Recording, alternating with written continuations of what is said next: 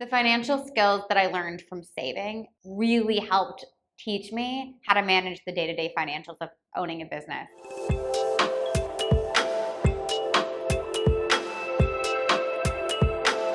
When I was a junior in college, I decided to focus on swimwear. When I graduated, I came into my first job and I would be working on 4 or 5 brands at the same time. And I would have to turn out sometimes like 50, 100 designs a week.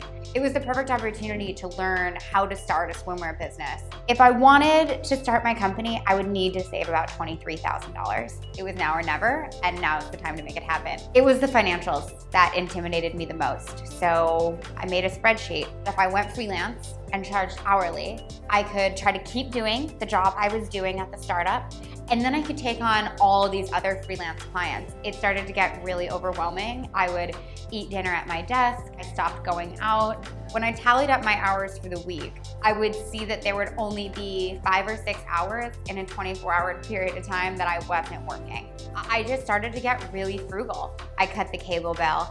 I realized parking was so expensive that I sold my car. I started to implement a rule that if I was gonna go out to breakfast or lunch, I couldn't spend more than $8. I was really just trying to do everything I could to make sure that I had the amount of money ready.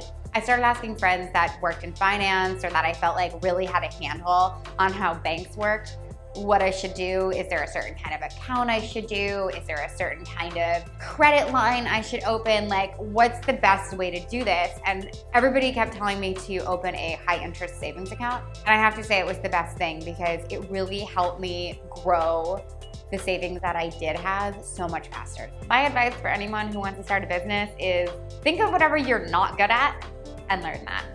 If you're scared of it, that means you should learn it.